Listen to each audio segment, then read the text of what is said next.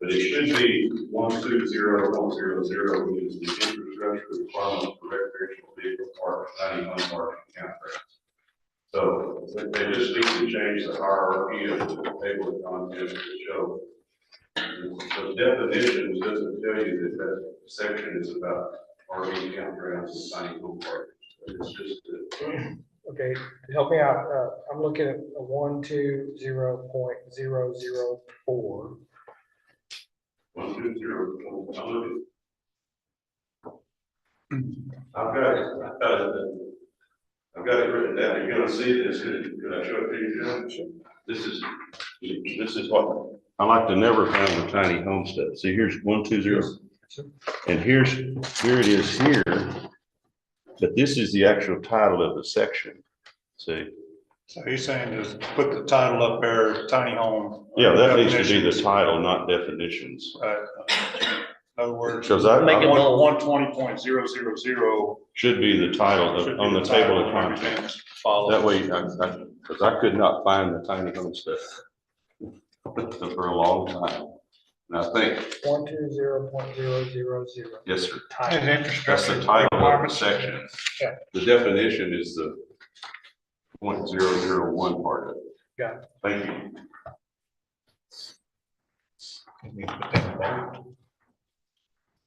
Still trying to get to 202.300, but don't want to rush you.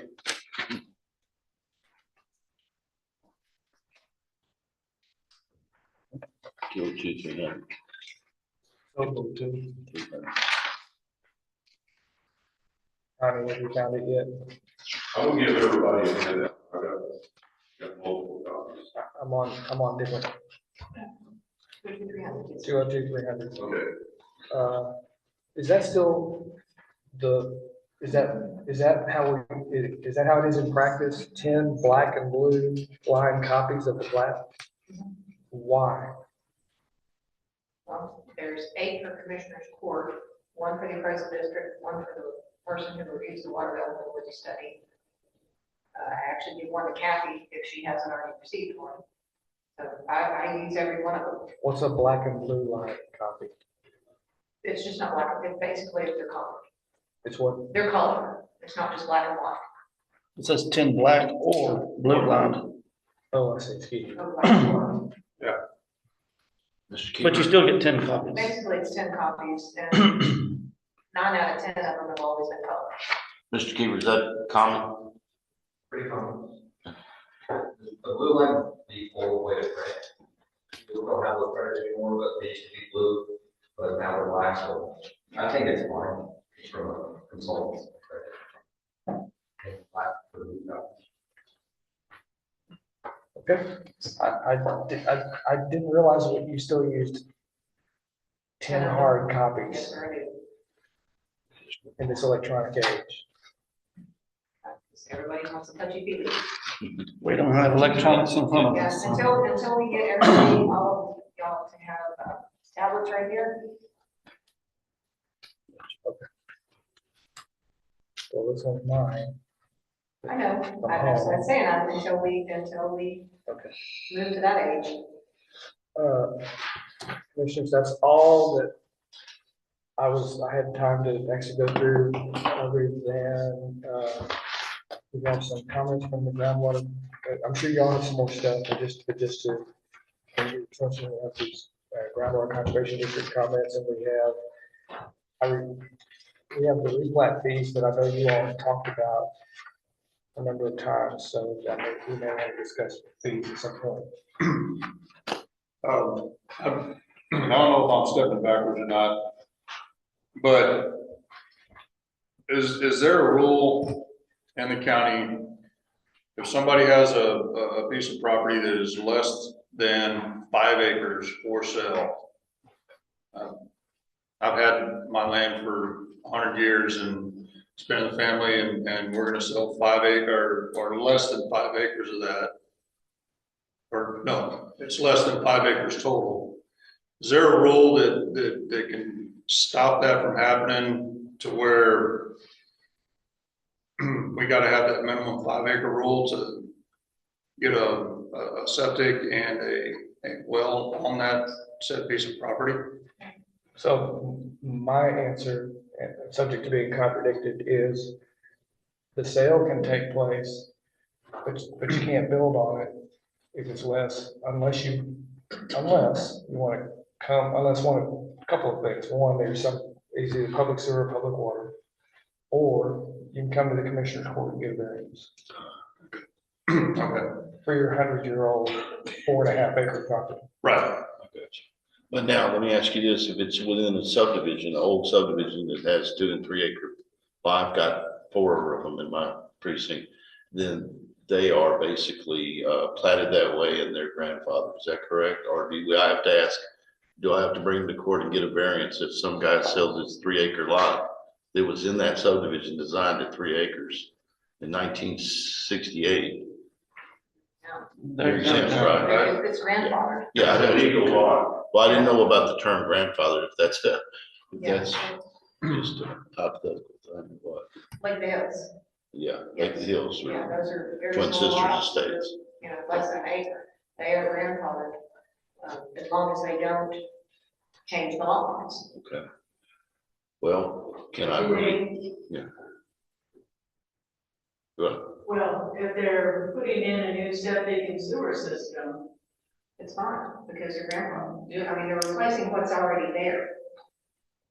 Well, but the no, water tables have changed since they were sold years ago. What do you mean they're placing what's already there? Okay, You're adding, because say there's nothing there, because I've got one well, I'm saying in the subdivision. in mind that is a subdivision that was done in 84. And it's platted, it's recorded. And there's some of those are, well, like Tommy's saying, that are less than the 5 acres that haven't been built on. Oh, okay, well then, yes, it's still a grandfather, you can still push. I can still put a new septic and well in there. Why do you say that? Because the subdivision was created prior to the rules. The rules and Current regulations. rules and regulations. which they might have to go to, instead of a traditional septic system, they might have to go to an aerobic system that they can reduce the size of it. It still has to go through permit. It has to go through Right, permit. yes, Yeah, the inspection of the septic will have to go through it. The inspection or the permit for the well being drilled has to go through the groundwater district.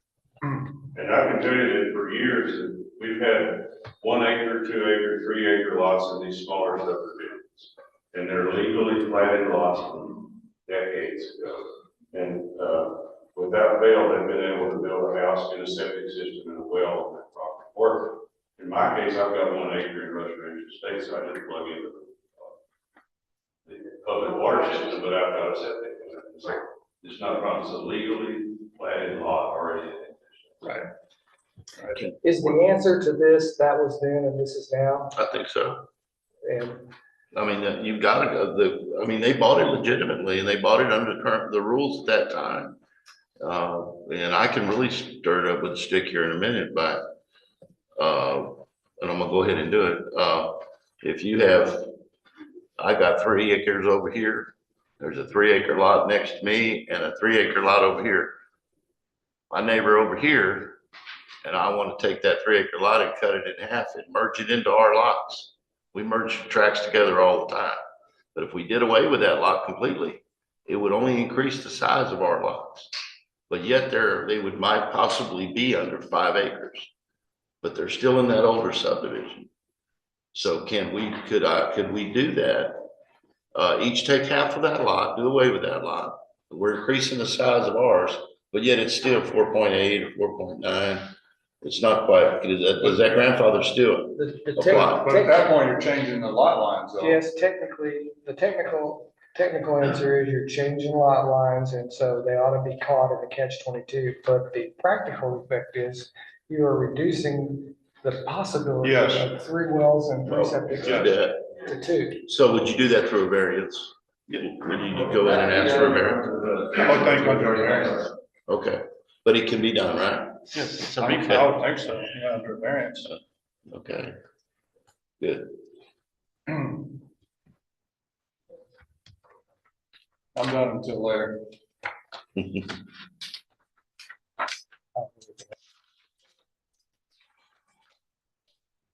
So 205, Mr. Fiesler? I've got some comments on 205 if you have time for it. Do you have anything before 205?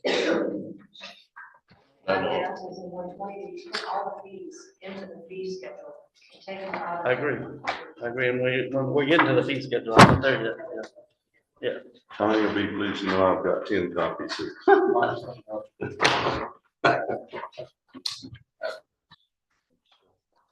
You need one? Okay, it's not gonna take me very long. I've gone through only 205. That's why I wasn't quite prepared to discuss exceptions today. Dealt with the first one, that's the, changing the table of contents to reflect the actual. Go back about 5 pages and there's a little red spot on here. 205.104. This section is regarding existing public water supply systems.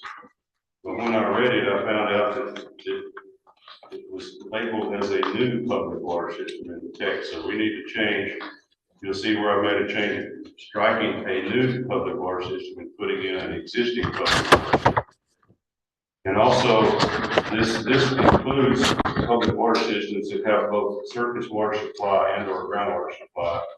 So I struck the part that says to use surface water for all and then inserted the word serve. So that corrects the text in the introductory paragraph with the rest of that section. I think it's just almost a simple substitution on that one. Go back about 2 more pages. And let's see, that was 2 more pages. Sure. Too many pages. 205, 104. Yeah, I'm looking at, that was on 205, 104.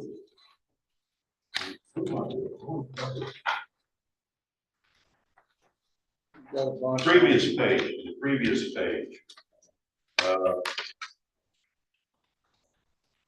103, section E. This is just a real simple topographical picture.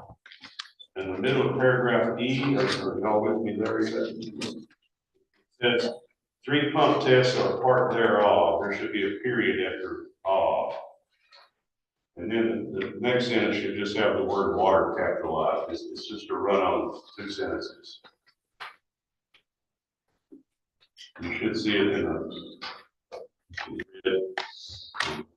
it's just a simple run-on sentence. I put a period in there and capitalize the next word.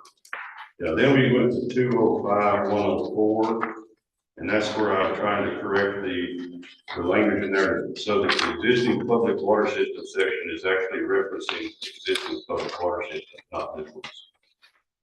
And then the last one is this is 20.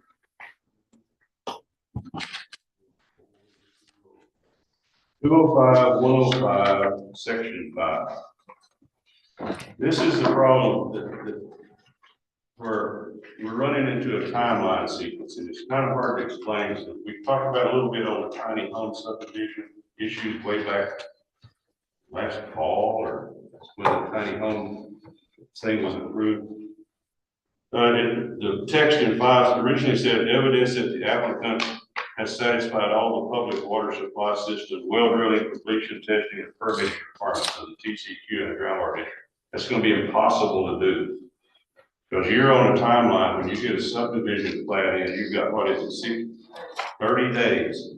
It takes the TCQ sometimes a year longer to do a public water system and complete all the requirements. So you're asking the applicant to present you with a fully approved public water system, and you can't do that until they drill wells and test them and have an engineer design the system. So what I put in here trying to fix that is just some suggested language so that evidence that the applicant is actively working to complete the public water system requirements, blah, blah, blah, of both the TCQ and the groundwater district.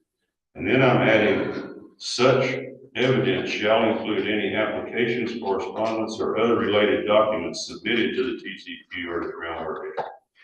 That way you can at least see that they're working towards getting a public water system through the process, and it may take them months after y'all have approved the subdivision for construction, or, roads and things like that. So I think that, Let me stop you there. Yes, So what happens if they stop and go away, or they never pass inspection? okay, And we've approved the and they don't get subdivision, TCQ approval or something? and we've approved the subdivision. I'm glad you asked that, because I had the same question. So I've added it here at the bottom of another short paragraph. In the event the TCQ does not approve the proposed subdivision's application for a public water system, the proposed subdivision applicant must report this back to the Blanco County Commissioners Court for their consideration and possible action on any proposed remedies. And this is just purely suggested. I mean, you can work with the attorney and get language that suits y'all, but I wanted to bring that up, that that's a possibility. They could be turned down by the TC. Right, but once we have approved the plat, what are the possible remedies? Do you know? Well, they could go to alternative water systems, and I don't know what that would be. I mean, let's Your say, remedy. they're gone. What are our possible remedies for the plat that's hanging over there in Ms. Wallace's office? I'm not an attorney, but there's gotta be some way that you can put it on hold, or if it's non-compliant, or there's gotta be some remedy there that.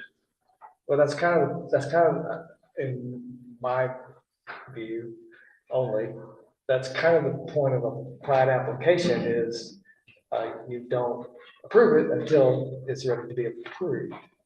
Well, see, this it's the chicken and the egg thing again here, and that's what I was trying to get at. Y'all have 30 days, or it's gonna be approved anyway, is my understanding. Is that kind of everybody?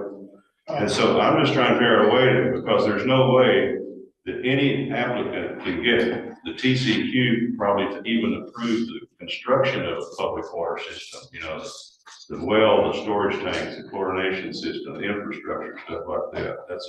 That's an engineering complexity that takes a lot of time. I'll let him answer that, We have 30 days to approve a completed application. And but, okay. so right now, it's not complete until they comply with that provision that you are concerned about. I guess I'm struggling to figure out how they can provide a complete application without getting TCQ approval, and that's not. They But can't. you gotta wait on that. You gotta wait till that comes through before it's all. Okay, well, but you see what I mean, this is the, It puts a developer in a 1 year, in a potentially 1 year bind is what you're saying. yes. And I just, I was concerned about, I wasn't aware that it had to be a completed application, so you may have to change the definition of a completed application to include all this stuff here. To be real clear about it. I thought we did. I thought that's what. It's in there, it's evidence that they've completed all the public water system stuff. Okay, see, this gets tricky, because they're gonna have to have a plat to show where all the infrastructure is at, and the well locations and things like that, so. If the court were somehow to be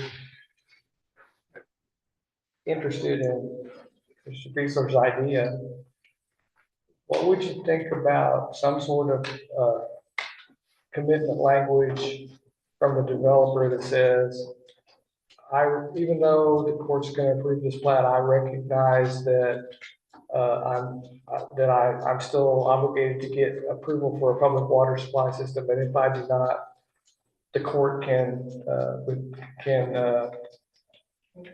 withdraw my plat. So here's the question I want to push with that, is once you say it's an approved plat and we sign off on it, they can sell plats.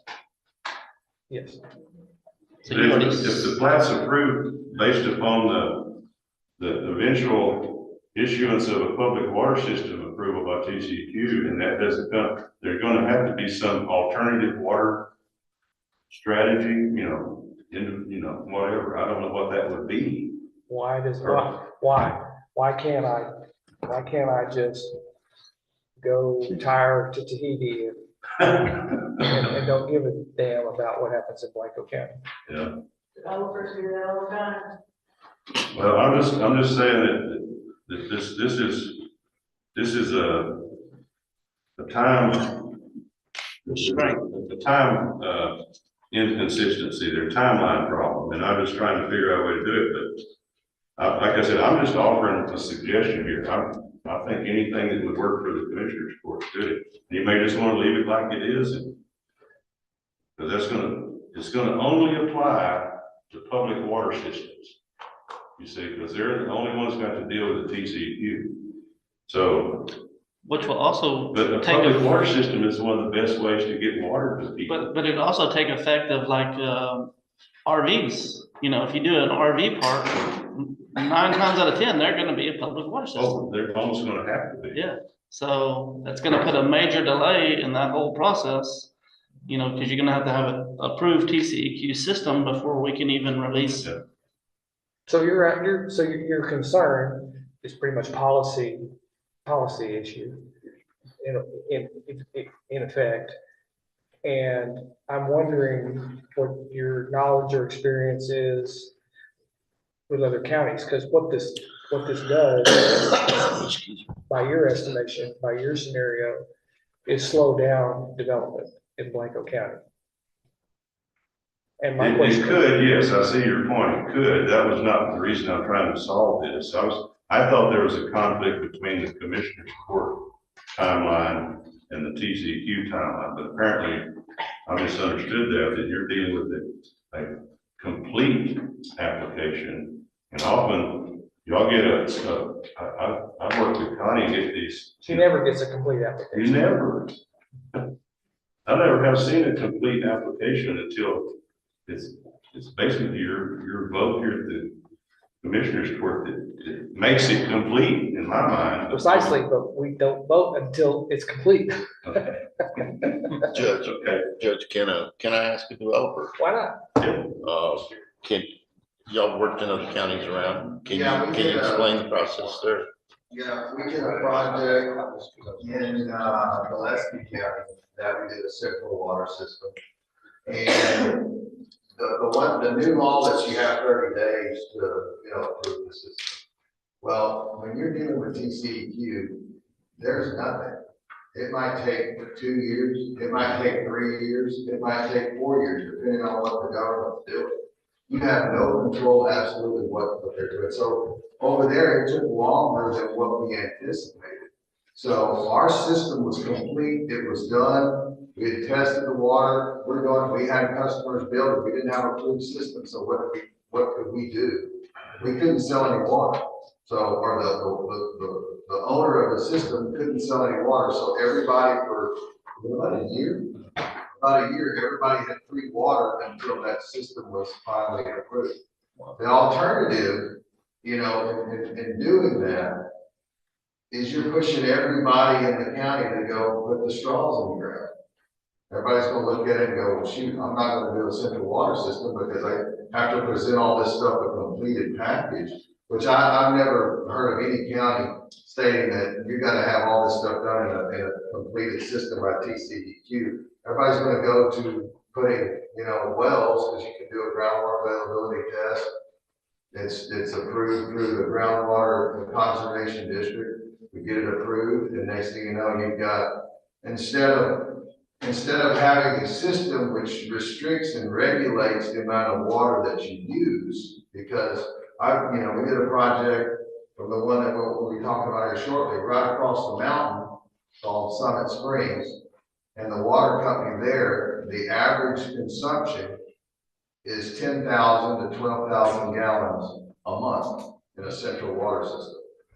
The difference between that and a water well in Blanco County and the pumping legally is 25,000 gallons a day.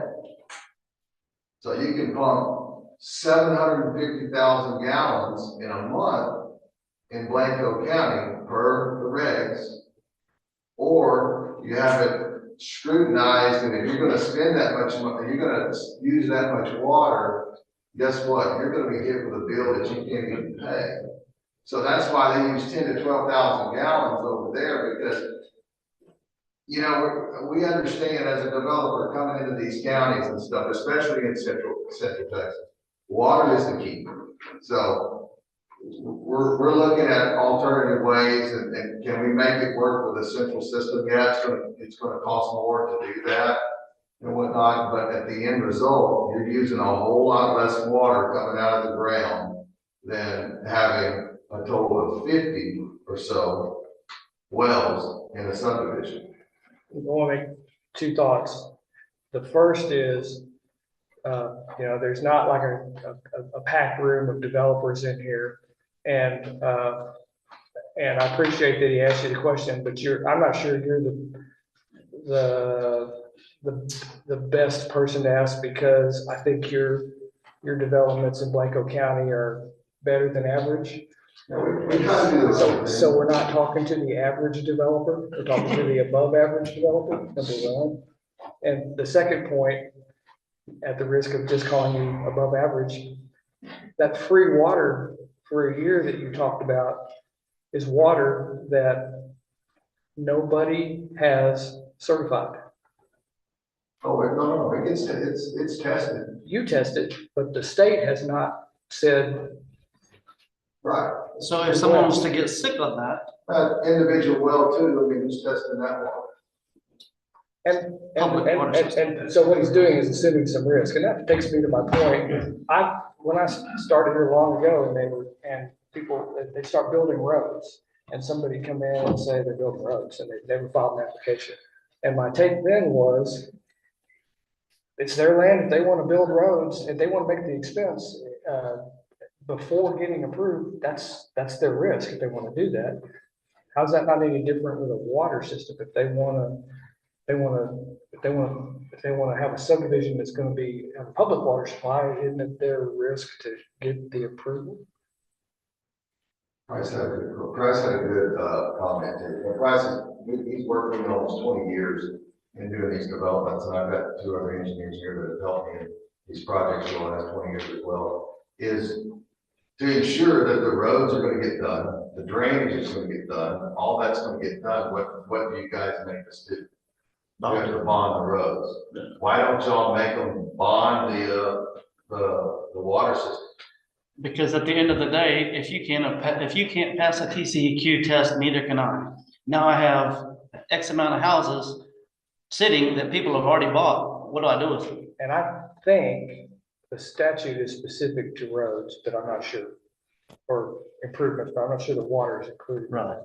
I don't know, maybe, but that's a good point. Yeah. Why At the end of, do- yeah, if why you don't can't we- pass it, I can't pass it. So what do I got with these people that have no water? Well, the uncertainty of dealing with the TCEQ on any type of approval will basically probably kill any, I mean, I don't know of any other county that does that.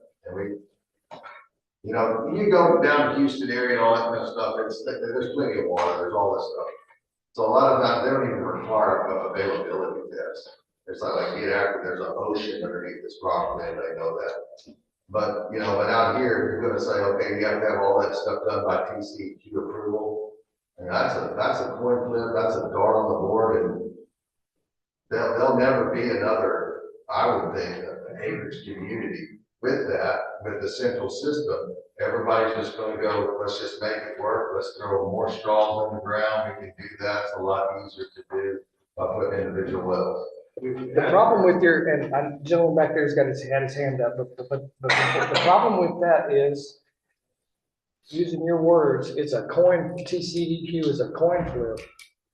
If the coin flips the wrong way. Coin flip on the timing is what I'm saying. Timing. If we know that we're gonna get it approved, because our guys the Southwest engineers and the groups, they know by looking at the groundwater availability test, the samples, the pressure, all the stuff, we know we're gonna get a permit.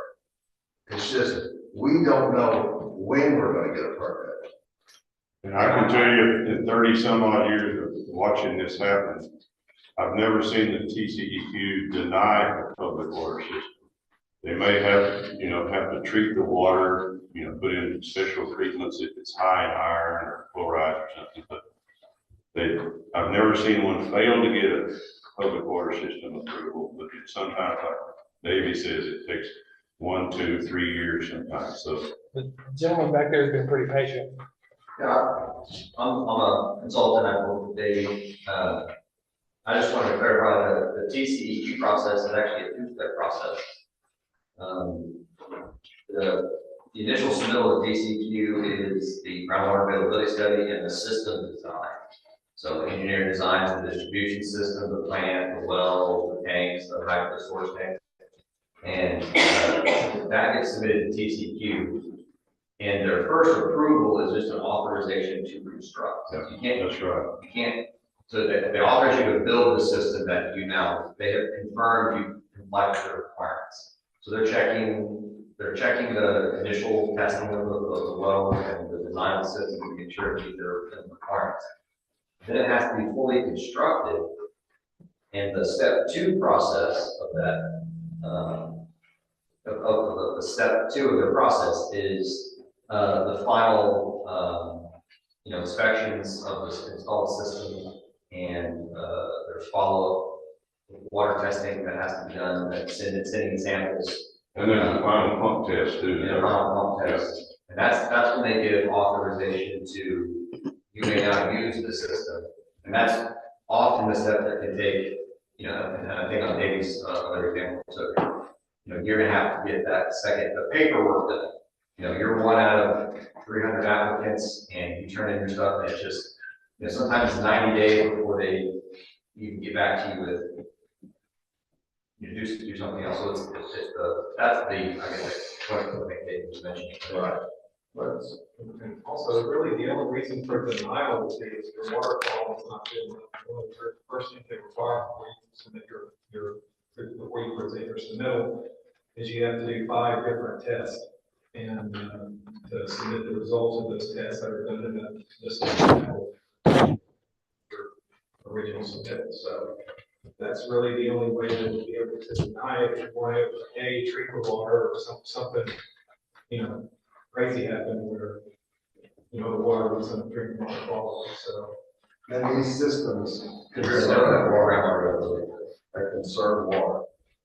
When you build a public water system in a subdivision like over there in Gillespie County, it's a subcontractor, it's not you and your personnel? No, what we do is in conjunction with someone that's what they do. They own a bunch of water systems. Are there companies that do that? Yes, we are not in the water business. My real question then is, if the bond is something that could be done, and I don't know if it legally can be, but if a bond is something that could be done, and Commissioner Leesman is left with a half completed or a failed, a system that the TCEQ is not happy with yet, and we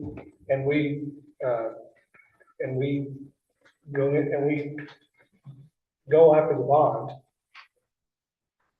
is there somebody that, I don't think he or I want to have to build a water system. Is there somebody we can go to? Are there people in the marketplace to do that? yes, Judge, our plan for. So it's a question of a bond that's big enough for us to be secure. Correct.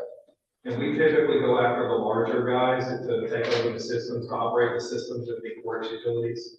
Is who, for the project we want to talk about is we're going to use works utilities to operate on the system for billing and maintenance and all that stuff. It's actually a requirement of your public water supply application. You have to submit the financial stability analysis of an operator and name the operator. So it's built into the TCEQ application where the person who will operate the system show evidence they've done it before and have the financial ability to operate the system. And I've got some information I want to share with everybody, just to kind of show them Corix and what their rates are, what they're charging at other projects, and you kind of see, because they have to get their rate approved, they have to get all this stuff approved. And I've got that stuff with you guys. All that's great, and I'm going to get there, hang on a second. All that's great, but in the end, we will have approved a subdivision that you say will then there'll be all of these checks and balances. And if they don't meet them, we're left looking not good. Well, what, In regard to the phase one and phase two of the TCEQ application, why couldn't you modify this language to require the approval from TCEQ on phase one? That lets, they've got a design, they said, this is what we're gonna build, you tested the water, it's good water, and you're good to go to, with your plat. And then place on the plat a notification to the buyers that at the time of certification, the final phase two of TCQ has not been approved, so that the buyer knows, I'm accepting a little risk, it might go sour on me, but it's worth buying.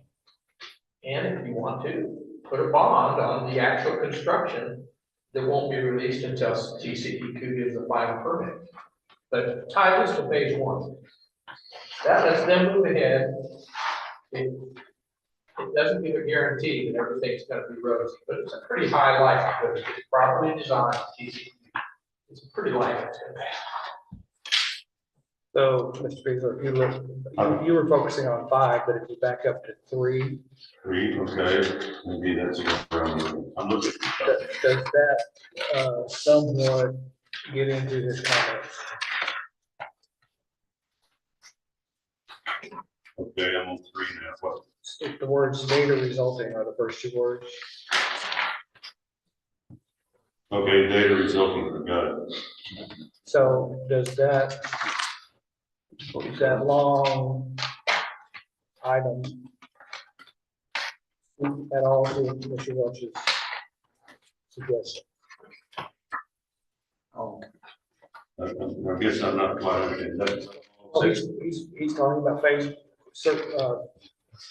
checking off on phase 1. I'm wondering if 3 isn't partially talking about phase 1. Yeah, 3's talking about private wells, but it would be possible to require the same stuff for a new public subdivision or new public water system.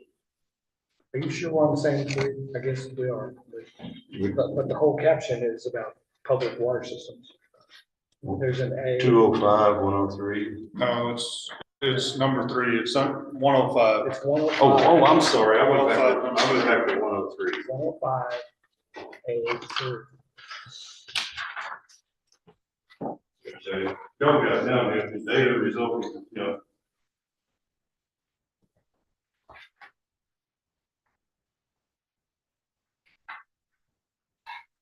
Yeah, they're required to do a pump test, just like any regular subdivision.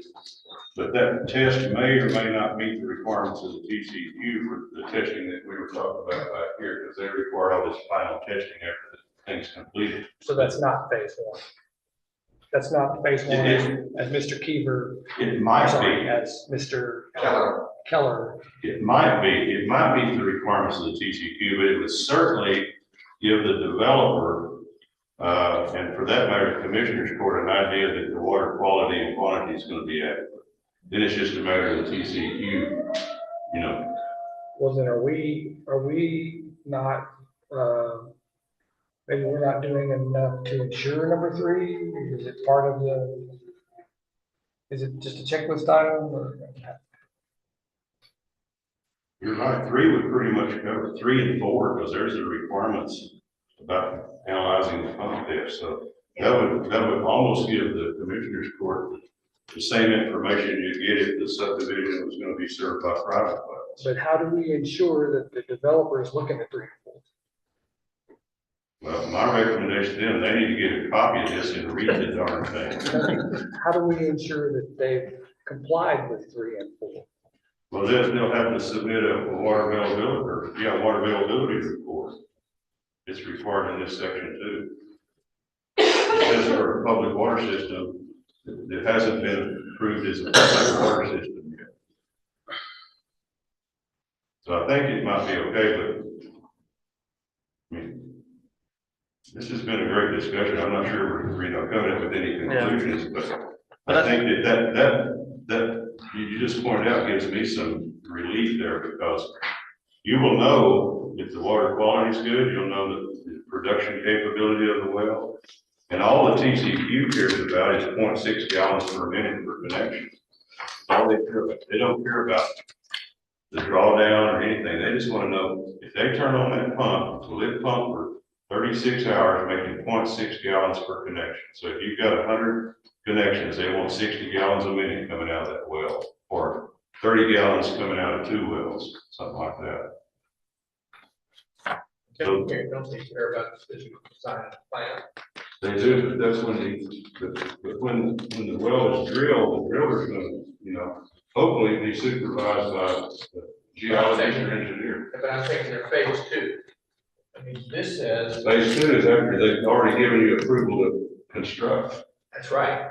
Phase one gives us construct. I'm just gonna put that in your plan in here. Yeah, And then hold them accountable to construct it per the plans. Don't let them nickel and dime you on. well, they're gonna have to get TCEQ approval. That's right.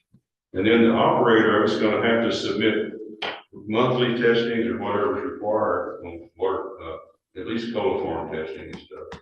So, We have a lot to digest on this, and I'm concerned about people's blood sugar, so are there other, should we move to another topic? Yes. And cogitate our water. Yeah, I think we got some, and I really like what you said. I think we got some good information to go with on this, and we got some more questions for Ron, you know, on the inspection of the being built even, you know, that's a very important aspect to it that probably has been overlooked in the past. So what else can we go to? are you done with me for now? Yes, sir. Maybe, but unless you want to leave, no. No. If y'all get hungry, I'll be hungry, but I can stick around. That's why I come up here today. Thank you, Ron. Thank you. I know. Okay. That's okay. So, and Ron, I want you to be watching and jumping in whenever you need, but Connie, in the section 209.000, under plat revisions within a platted subdivision, I had another little deal pulled out for some reason, and I don't know why, but in my notes in my computer, I had a whole other little, it might have been an old one, but I just want, but I didn't know, is there something specific that we wanted to change? Was there? No. In the revisions of that, okay, okay, Everything's still better. okay. So Ron, why don't you just come on up, because I know you're about to get totally involved. That was 209, it was a plat revision within a platted subdivision, so it's kind of more in Connie's realm of, you know, something that's maybe not on the checklist. I was just want to make sure that it needs to be on the checklist, so if there's any revisions that we need to make in that section. Basically, we're 99 out of 100 are just minor jobs. Right. Allow these. Right. So, anyway. Okay, so Ron, I'm in section 300 subdivision standards.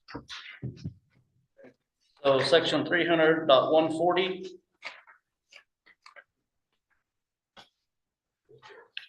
Okay, so if you flip the page at the very top of the page of page 56, developers of proposed subdivisions with no direct access to a state highway shall be required to enter into an agreement with the county, providing that the developer will pay all or part of the cost to improve and or expand the county road that provides access to the subdivision to the state highway. Right. I want that to sink into the court. That was on that one that was gonna go on Cox Road, I think, Correct. And we're still all in agreement to that. on that. What item is that? It's section 300.140. Page 55. Page, well, it's actually on top of page 56.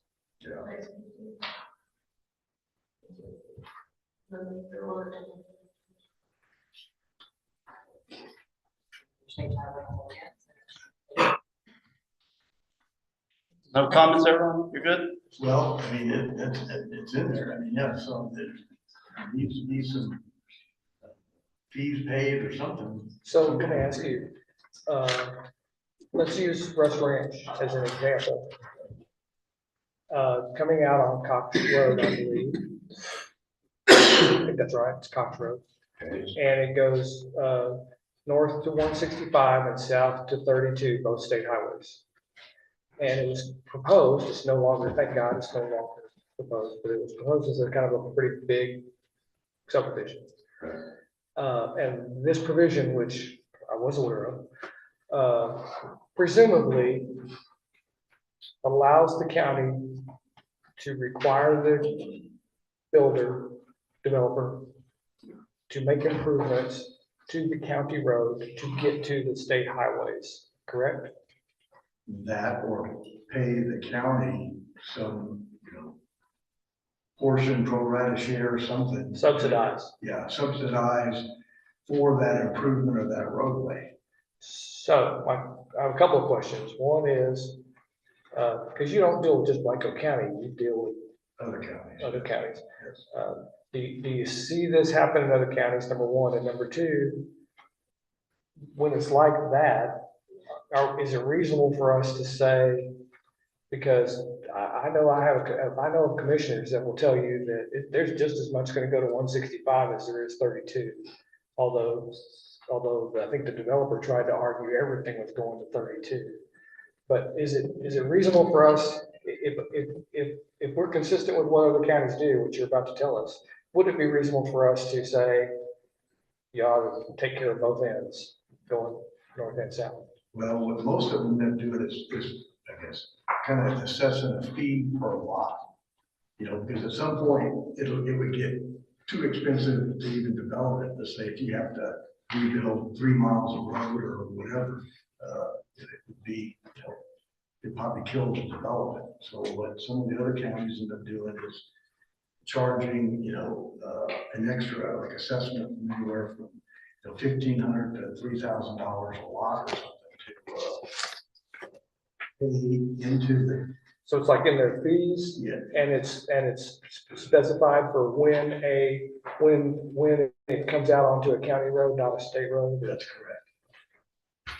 To help, Kind of fee do you to help the county, either, widen the lane or whatever. what kind of fee do you see? Well, like I said, seen, say, in Caldwell County and some of those, where they're charging about anywhere from 2,500, maybe kind of depends on. Per lot. Yeah, per lot. Is it an impact fee? Yeah, kind of like an impact. I got To get some funds to, either the developer say, well, hey, I've got a contract out here, I'll do some of this, or Blue Real, rebuild, it's got like a rural water crossing, needs some, some kind of improvement. But as a rule, that's kind of what some of the other counties have done, is instead of, it's like your question was, well, one end's closer than the other, or whatever, and that's usually kind of an agreement that ends up getting worked out. And I do like that aspect of, a fee per lot, because, in the scenario that I'm thinking about specifically, the fence lines are right up against the road. So in order to make any improvement on the county road, I'm gonna have to buy property from people. I've got to get those fence lines moved back. So that's gonna be very, very expensive. So in order to make that happen, it is not fair to put it all on the developer. But like I say, if you can, eventually, as more subdivisions come in, I think there's also something in here that when they develop on, that you gotta end up, from the center line of the road, they really need that, 30 feet to that one side. So if that one side of currently, if it's only a 40-foot right of way, you're gonna have to give up, an extra. Of that development. That's correct.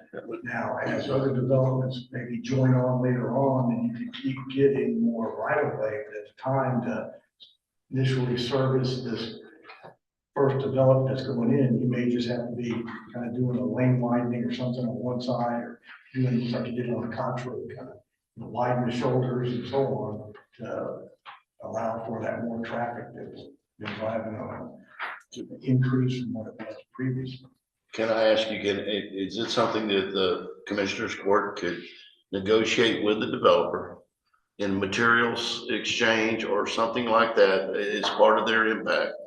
I've had a developer that they donated 16,000 tons of material for a creek crossing as part of the impact on that, because that, and we did it in court, we accepted it as a gift.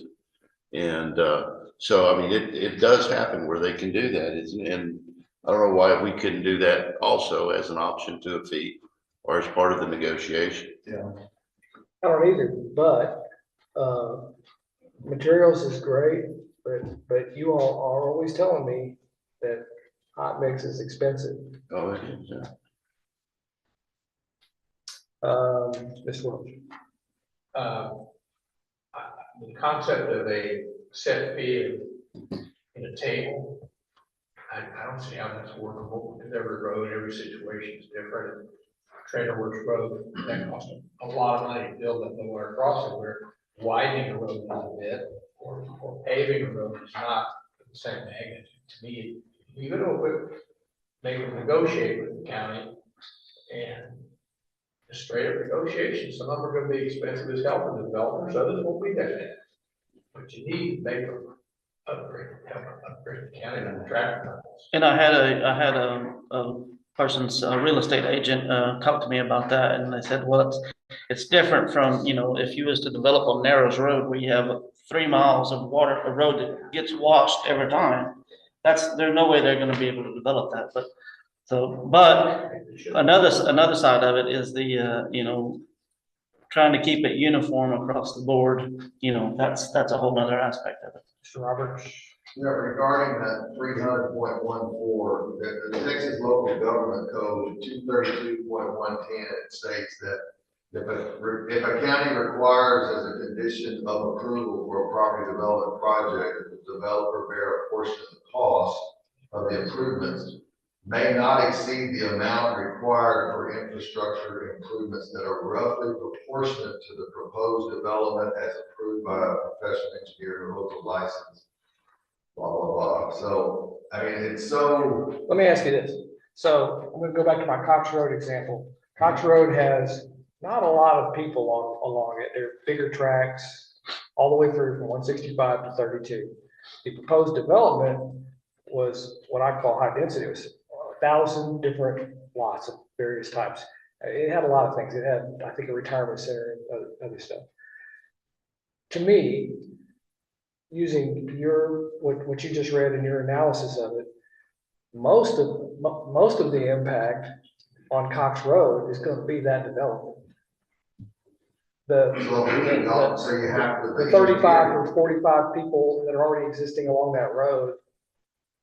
So the engineer would have to determine what's the proportionate amount to handle that. I mean, we've done it in other projects before, I mean, in other counties as well, where, you know, you get off on a road and it's maybe 3/10 or half a mile of gravel road. And then, of course, we have to pay our subdivision. So we pay the subdivision, but the road is still the road, and we donated money and had the county then pay that little section of road. So we've done that, but I know what Commissioner Leeson is probably referring to as well is like low water crossings, right? Because I mean, there's in a lot of these counties, I mean, there's even projects that we've recently done, there's low water crossings, I mean, there's hundreds of them. See, I don't necessarily agree with that, nor do I agree with the previous speaker who referenced a particular one, because low water crossings have been in this county from the beginning, and it's just as bad for a rancher with 700 acres to wash off as it is for somebody with a lot.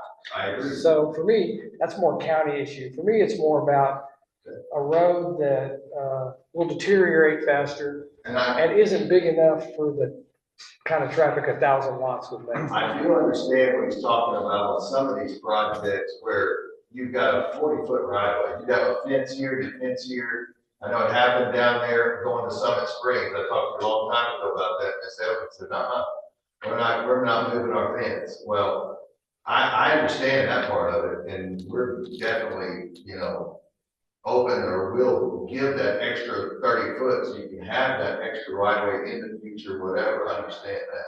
Yeah, but that's just you, and in our example, Commissioner Riley was gonna have to The other problem, maybe buy a lot of fence. Frontage. yeah, but the other problem and I know we're talking about one particular road, and going into a study on that is how often that road is used by people that don't live on that road. That is a thoroughfare from 165 to 32.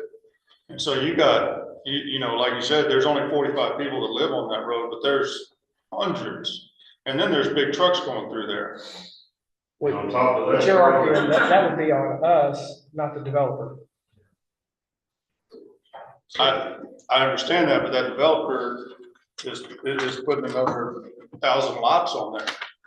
And the road has all those cattle cars that are getting counted as smithereens. Yes. That would be a big disaster. I mean, I know we're talking about one particular road in this whole county, and I get that. We already have in our restrictions, average daily traffic, average daily trips per lot. If you got 1,200 lots and it's 10 trips a day per lot, there's an impact there. I mean, you can see that. And I mean, we have tools in here already that we can determine, if not all of it, we can determine a good part of it by just using that type of formula. But just like Judge was just talking about, there's some of those houses that are right up on that road. Oh, yeah. Well, really, I want to take this all the way back around. You brought up this, I think it was you, brought up this particular provision. And Mr. Roberts brought up what the statute says, and the two are not in conflict. I mean, I could shorten it to say, required to enter into agreement with county, pay all or part to improve and or expand county road. That's a negotiation. Every single time. Or, I like the table I did personally because it's simple for me, but. Yeah, I know. The factor in, I mean, I don't know what the percentage or, let's say it's 1,000 lots, what revenue is that 1,000 lots bring into the county to use those funds in the future for road maintenance or whatever? I don't know the answer to that. But the county is receiving some funds for the road, correct? Down the line. Down the line, yes. It's been my experience that it takes at least 2 to 3 years from plat approval before the county's gonna see any real revenue. And that's, Plus you got to build out that takes sometimes years. I got some of that information in this book that I'll get today. it'll take all books. Okay, so the next thing I have is 301.000 fire suppression systems.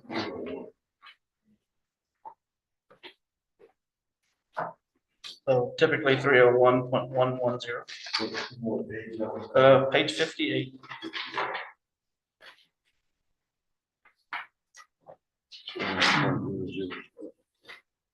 And we've had some lengthy discussions on this topic. So, the developer shall obtain approval of fire hydrants from the state licensed fire specialist. Fire hydrants shall be confirmed with the specifications, but basically in a public TCEQ approved water system, there shall be fire hydrants. 301.100. That is, I guess you could say, that's gonna be a whole lot higher requirement that in NFPA requirement is much more stringent than what. Well, you're gonna get your chance to hang on, because I know that you. So on that one, on when you read it out to the fire hydrants to comply with NFPA 1, fire hydrants shall not be required where the water distribution system is not capable of providing fire flow of greater than 500 gallons per minute at a residual pressure of 20 PSI. Okay, so my question to that is, there's nothing constructed. If we're building a subdivision, there's no water lines in the ground. No.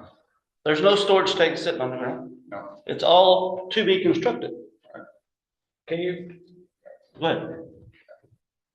let's have a little dialogue in just a minute. It's a couple questions. So you, and Mr. Feaser may jump into this, Brian. You have a subdivision and, or you're creating a subdivision and you're drilling wells and they don't have the capability of meeting the production that Commissioner Riley just specified you have to have. You have to have fire. At 500 gallons a minute, right? Yes, 500 gallons a minute for 20 PSI. For an hour, correct? Yes. Yes. All right, 500 gallons a minute, that's 30,000 gallons by, no, I'm sorry. Yes, that's 30,000 gallons, is it not? I think, for an hour? Yeah. Okay, so a 30,000 gallon rainwater tank is kind of what I'm used to seeing. It's not that big, it's big, but it's not like monsters. It's not like the water tower over here in Johnson City. And I'm just wondering, because there's this fight going on about the well can't produce 500 gallons a minute for an hour. Right. So we shouldn't have to do fire hydrants.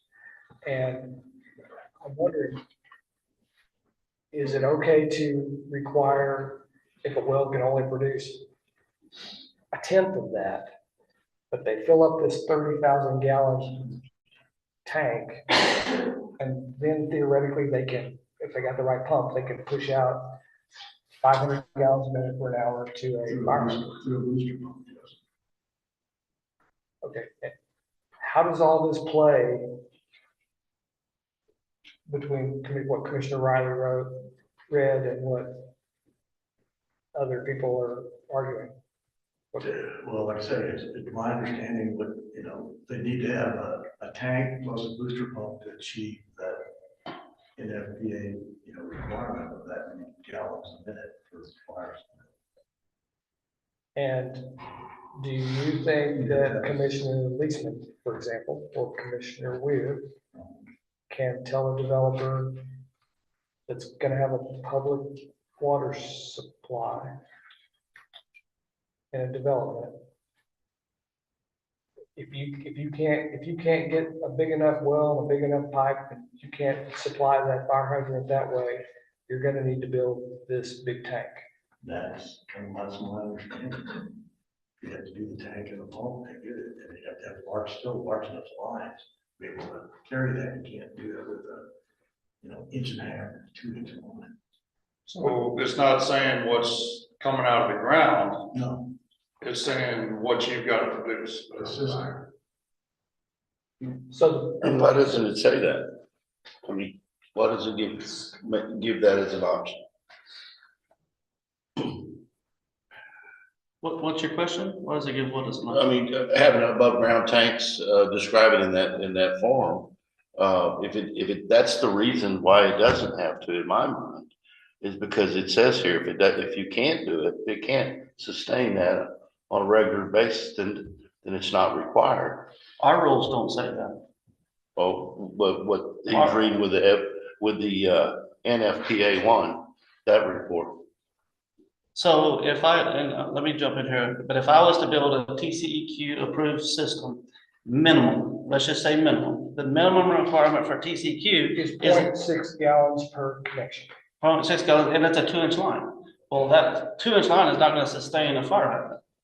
So our rules require that if you're gonna put a fire hydrant, I mean, obviously you're an engineer, most engineers would be able to design a system that could make this work with the water, the gallons available. Maybe I have 60,000, maybe I put 30,000 gallon tanks. I should have plenty of water. Is my math right? At 0.6 gallons per connection for 100 connections is 60 gallons per 60 gallons per minute. per minute, yes. But you gotta realize that on a 30,000 gallon tank, divide that by 60, and it's gonna take 30 hours to fill it up or something like that, whatever, I have to do the math. We're not talking about filling. So a storage tank, you just a stopgap measurement, that 30,000 gallon tank will fill up 15 or 16 tanker trucks and then it's dry. We're not talking about filling, we're talking about depleting it. Yeah.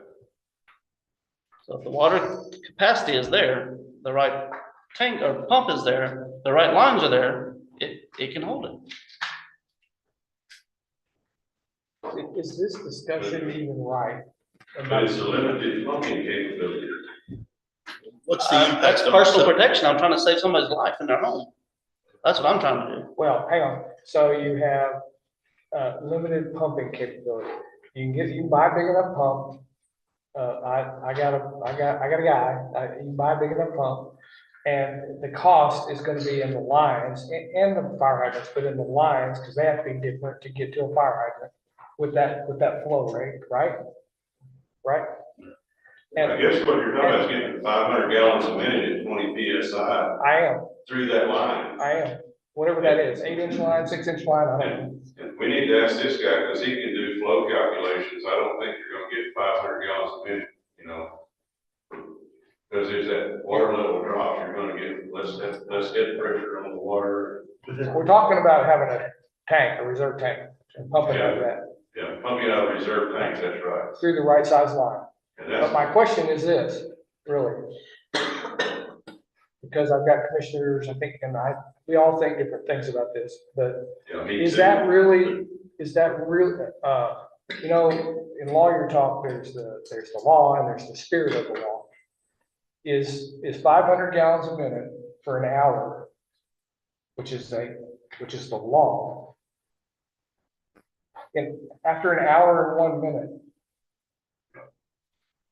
is that okay?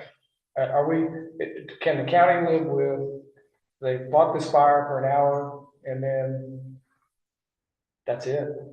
You're out. As far as the fire hydrants are concerned. As far as, yeah, and that's what you get to is that point. I'm just asking if that appears to be the legal requirement.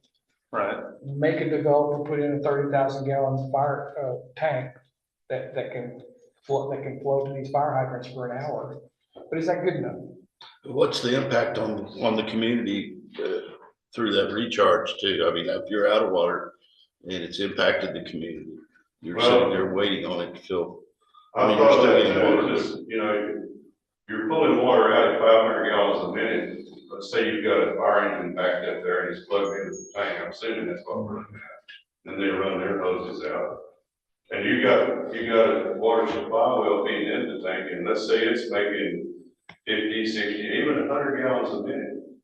You're gonna still be pumping it out 5 times faster than you're putting it in. So you might get an extra 5 minutes, 10 minutes of pumping time, but you're still gonna reach a point where it's gonna be dry. You're not gonna be able to pull water out of it longer. And I get your point, Chris, you know, you got an hour of water out of a fire hose it's a lot of water, and you can do a lot of good with it, so. But I thought that's what the tanks were for, you know. I don't know how that you could count on them providing the pressure to fire hydrants throughout a big subdivision. I'm not, that's the flow rate that you're looking at. You're trying to use the storage tank to provide water through a boost pump into a fire hydrant system. That's exactly what we're talking about. I just don't know.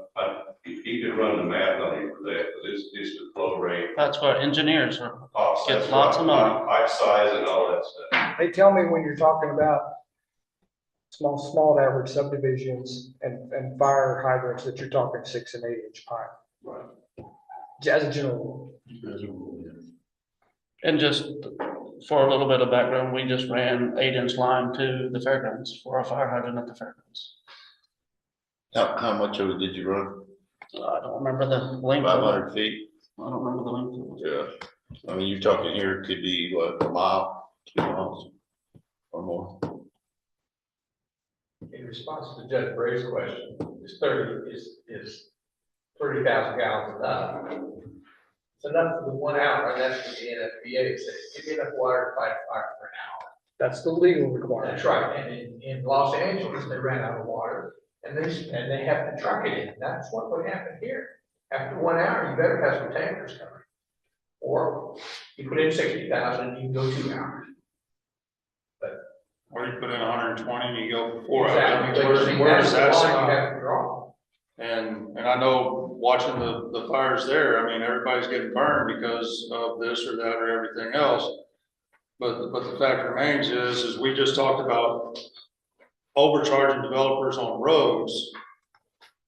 You know, that they can't have the whole responsibility of building out the county roads, and now we're doing this when we put in here in other wording that they have a storage tank. The trucks are coming in full, and then they get to go back and fill up there. I understand what you're saying about, well, the water's right there, they just tap right into it and boom, they're fighting the fire. So. I don't understand the difference in the two. Well, there's two scenarios. One is for the public system where you fight fire. Right. The other one's gonna come up later when you don't have fire public system. And then you have storage and they truck it to the fire, back and forth, back and forth. So the cards are on the table. This topic is very topical for, Mr. Roberts and a potential development, and I'm sure he wants to speak on the issue, so if you don't mind, I'll let him take the podium for a minute. Yeah, first, real quickly, first of all. Why don't you come on up? Okay.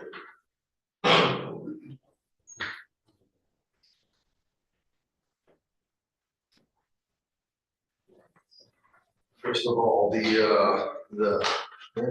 gate one, guys, if you're having a hard time going to sleep at night, start reading some of that, you'll knock yourself out. The reality is 18.4.4.1.1 for a 1 and 2 family dwelling, so, you know, 1 family dwelling. The minimum fire flow and flow duration requirement for a 1 and 2 family dwellings have a fire flow area shall be 1,000 gallons a minute for an hour. So the house, it's actually 1,000 gallons instead of 500. Well, there is a place in there that it says 500. Yeah, that's under the fire hydrant restriction, and this is under the fire, let's see. Fire flow, you said? So you're talking about a Fire sprinkler? flow area. So you're talking about a sprinkler system inside of a house? Is that what you're talking about? You can't put a hydrant on anything less than 500 GP. Right, a hydrant, but what's the 1,000 about? 1,000 is for a single family dwelling, that's required fire code by NFPA. For a sprinkler system in a house? No. No. For a fire hydrant. For fire hydrant, 1,000.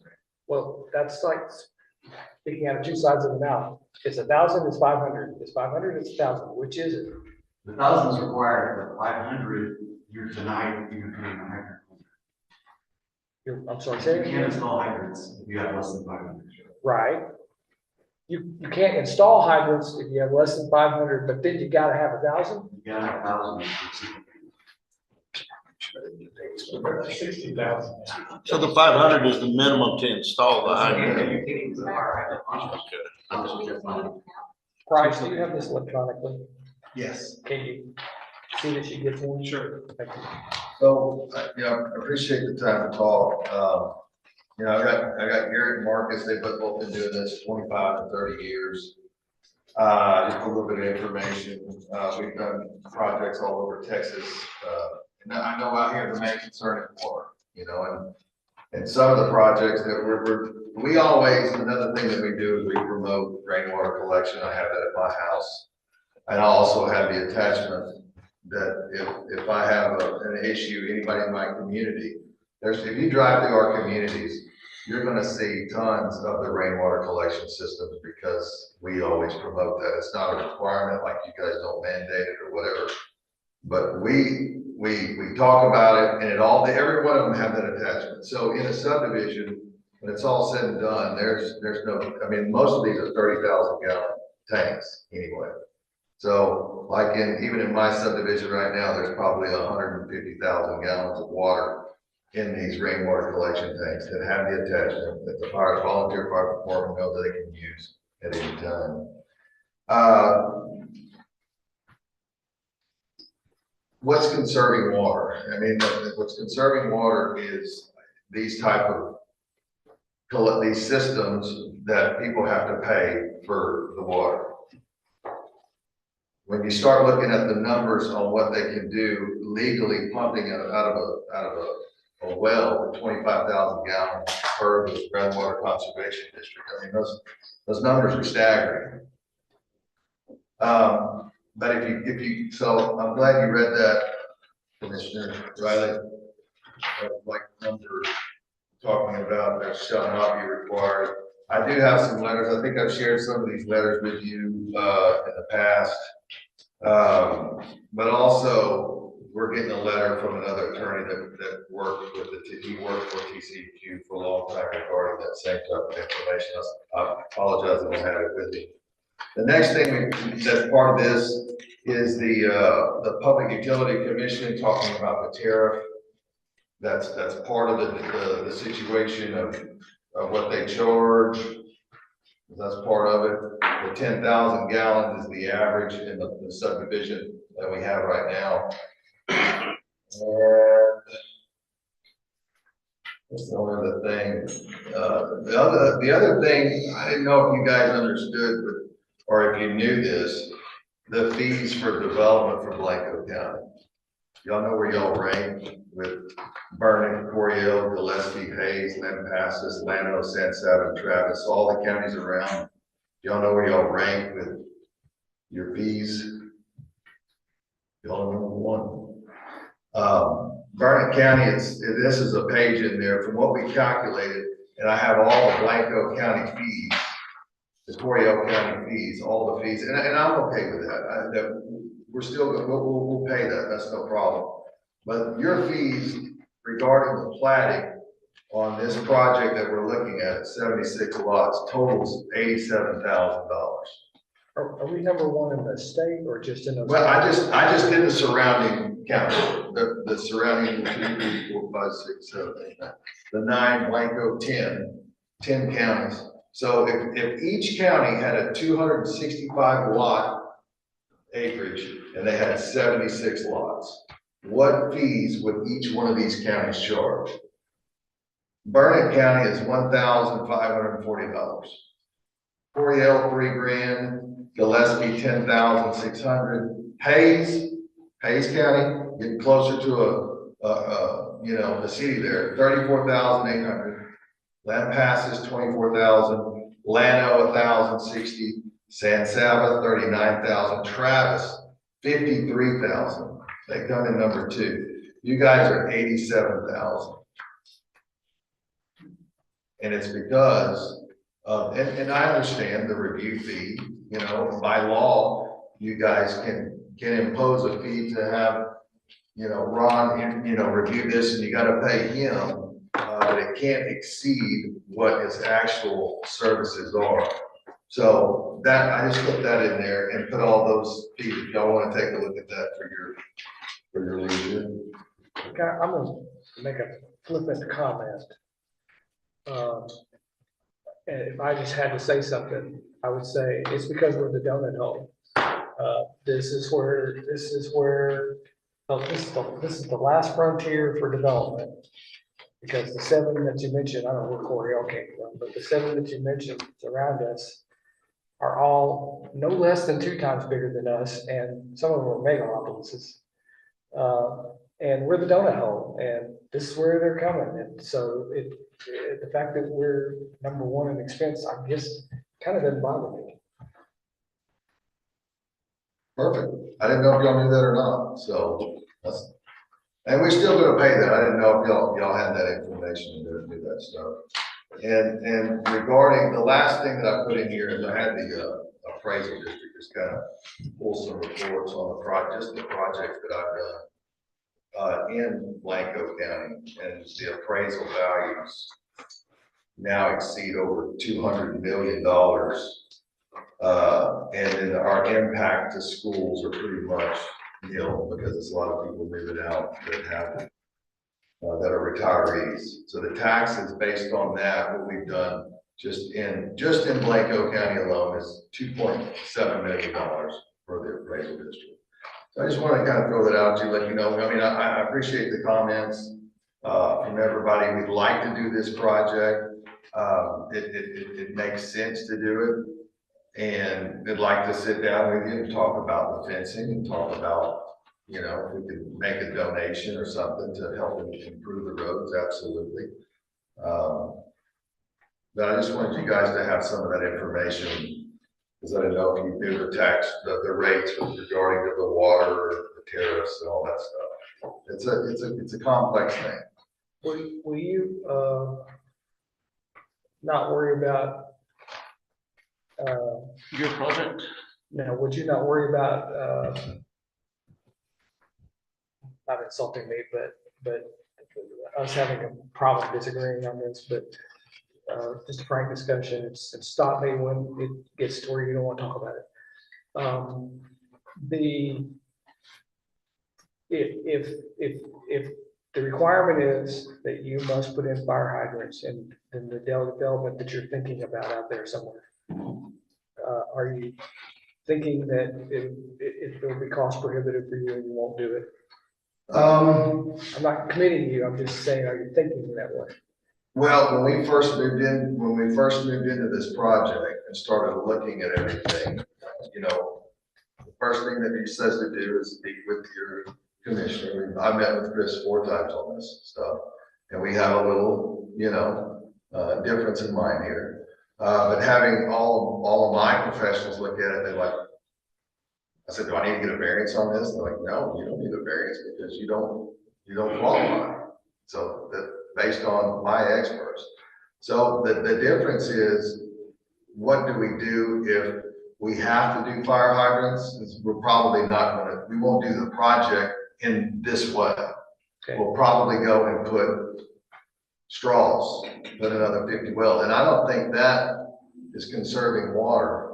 Or we might bulk off a track down another road, down Lincoln Smith, bulk some of that stuff off and do 49 lots over here, which would put us under the category of doing that. But yet we will still do the big 31,000 gallon tank out front. Right, so. That the county can use as well. Got it. So if we have authorized somebody else to develop with a public water system and not put in fire hydrants during the time that these regulations are in place, are you looking at taking action against the county, or are you just gonna assume it's apples and oranges? I don't know how to answer that. Well, let me ask you this. If we require you to do it, And then make the next guy not do it? Is that what you're saying? no. That's kind of what I'm saying, but I'm gonna say it differently. If we require you to do it, regardless of the debate about whether it's 500 gallons or 1,000 gallons or whatever, we say you gotta put in fire hydrants. Are you expecting that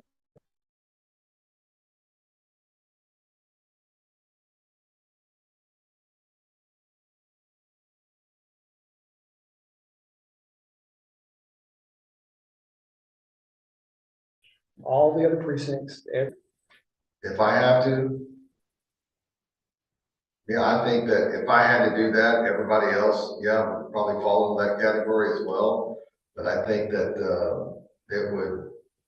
it would kill any type of development. If that's what the county is going for on these tracts of land, and you're doing 5-acre tracts or 7-acre or 9 and 10-acre tract subdivision. Let's say you do a 10-acre tract subdivision, if you wanted to do that, it had some 3s and 4s and 5s in there. Are they gonna have to go ahead and do a fire hydrants throughout that system per the code, for the regulations? Yes. Does that make sense? No, I don't think that, I see that y'all made revisions, y'all made them in. I like that you guys are doing workshops. We've had workshops with other counties that we sat down with them in a setting like this, and we even helped them write certain regulations that would help that county. So I appreciate you guys doing that. But sooner or later, you gotta think, and does it make sense? Is it practical? Because the next item per the NFPA 1, it says fire hydrants should not be required with modifications or extensions of the water system is deemed to be impractical. And to me, it'd be impractical to do that. impractical to do what kind of modification? to do modifications, a 60,000 to 80,000 gallon tank to accommodate the amount of lots there. I thought tanks were all that expensive. Well, but you're looking at tanks, you're looking at pumps, you're looking at the side of the line, you're looking at the fire hydrants. Isn't that You're looking- the real expense, the line? Is that the part that maybe is cost prohibitive? You have your pumps, you have, it's all included, but the line, the tanks, you add all that stuff in there, it's a lot. So it's gonna deter developers from saying, well, heck, don't do a water system in Blanco County. Y'all just need to we're just gonna do water wells, which in my opinion is not the way to conserve water. I think that's common sense, but that's me talking about. If I have a house on 5 acres and you have a house on 3 acres and our yards are the same, we're gonna use the same amount of water. In what system? If you're gonna water your yard, I'm gonna water my yard, our yards are the same size. It doesn't matter if I'm on 5 acres or 3 acres, we're still using the same amount of water. No. Now, if I do, and how many, in all of your subdivisions and everything else, out of a 5 acre tract, is the whole 5 acres water, or have a water system? No, but they can do a pond in the back and then pump water 24/7 into that pond. For what purpose? For livestock, for animals, for the deer, for birds, for whatever. To put a little koi fish pond in there, they can do that, 25,000 gallons. You can do that on a 3 acre tract too. No, Why not? because your 3 acre tract, you have to have a water system. You can't get a 3 acre. But you can still pump water into it. You paying for it. Yeah, but you're gonna be paying. We're paying for it. Yeah, you're gonna be, your water bill, if you use these things, if you have. So your deal is, $20,000. it's only if I have a tank that I'm gonna push water into out of a well. Which I still think that should be illegal, just by the way. But Oh, I think 25,000 gallons is way too much. But that's the law. so, But the law, the state, the House bill, y'all were talking about it earlier. House Bill 3697. I agree there needs to be a water availability test done even on those larger 10 acre tracts. I honestly believe that. You should do that. We've done projects, every project that we do in a lot of these other counties in their 10, 20, 30, 40 acre tracts. We still do wells, we pump test, we get all that information that we can share with our customers. Is it required? No, it's not. With the new House Bill 3697, 10 acres or larger, there's no planning. There is no water availability test. None of that is required. No road dimensions or anything. No roads, you can go there, throw some rock down. If it's a private road, there's nothing that anybody can do about that. Now, do I agree that's right? No, I don't. But that's the law that they just recently passed. So like you said, I wanted to make sure I do things right. I want to make sure that down the road, I don't have a customer. I live out here, I live in the county. I don't have these people calling me down because I'll give them my cell number and say, call me if you have any problems. Mr. Roberts, what's your average, tract size? In which subdivision? What I'm proposing? Yes. There, because you can do a central water system in Blanco County. The smallest you can do is 3 acres, but you have to take the total acreage, divide by 4 to get the amount of acreage. So, they're all 3 to 5 acre tracts. 3 to 5 acres. And we have one tract, Ms. Swiss, who basically, when I first did the project, I sold a project out next door, Stone Ridge Mountain. 12 years go by and Ms. Swiss called me out of the blue and says, Davey, I want to sell my property. I want you to develop it because I've been seeing all the other projects that you've done. And I want to make sure that I have that next to me. I said, absolutely. So we purchased the property. She's here. She's got the biggest, baddest tract out there. She's got 40 acres. But she's part of the community as well. If I got this right, that the position 1 and position 2 are these. Position 2 is the code. provides an exception because you can't make 500 gallons per minute out of your wells. And so you're exempt from fire hydrants. Position one is, that's not what it says. It says, it says if you're gonna have a public water supply system, you gotta have fire hydrants, basically. So I can ask the city, can they produce 500 gallons a minute out of your wells? Just without a pump or anything, or? Just out of your wells? Well, we get pressure because of the elevated storage Yeah. tank. The It's what creates answer is no, you But can't. no, you can't. I mean, I don't think you can. So it's all about storage. It's all about pumping. Storage, yeah. But your position is that they have to have fire hydrants. That's the way it's written. So when was that code put into the subdivision regs? I don't remember what year it was. I don't remember. But that's a recent, right? It was- That's Well, last- when you say code, it's a reference to the code that you're running. That's what I'm having trouble connecting. He says the code says this, and you say the code says that. And he's convinced the fire marshal of his. And I've talked to fire marshals of other areas, and they're like, in what size community? You use an NFPA? Oh, well, yeah, you need that in these subdivisions that are smaller, half acre and smaller stuff, absolutely. But 3 to 5, no, I've never heard of one being in that type of stuff. I could see in higher density, I mean, if you had houses that were 200 feet apart, like in California. Yeah, they're What's state going on in size California? home lots, but there's 2 or 3 lots on an acre. Houses that are 600 to 800 feet apart are farther. You know, I think they even fight them differently. Isn't that the other thing in that code about how far apart the hydrants are? And it's like 300 or 400 feet. It's 500 feet. 500 feet. And yet, with 3.5 acre lots, Sometimes the 3 acre or 4 acre, depending on the size, they might be 400 feet across. So you might have 2 fire hydrants almost on one lot. or possibly fire hydrants that Pretty far. aren't close enough. Yeah. To, Well, Just doing some rough measurements on the plat that you provided, and I know we're focusing on this plat, and that's not fair, because these rules provide to everybody else in the county. It's not just for this one subdivision, but in your specific letter, I think it looked like about 8 fire hydrants, is what I was looking at. no. By the time you look at just your interior roads, putting them on the interior roads of that subdivision. So, On the exterior. Wouldn't that be required to be on the county road as well? well, What's first, that, Bryce? Wouldn't it be required to be on the county road as well? not that I don't even have the room on the county road right now. Well, it still says the spacing requirement still applies. I mean, if you have, it says you have to have every 500 feet, that would mean every 500 feet, right? I agree with you. I agree with you. So I think initially the calculations were 18 or 20, something like that. 17, I think, is what we settled on. What is this? 17. 17 fire hydrants.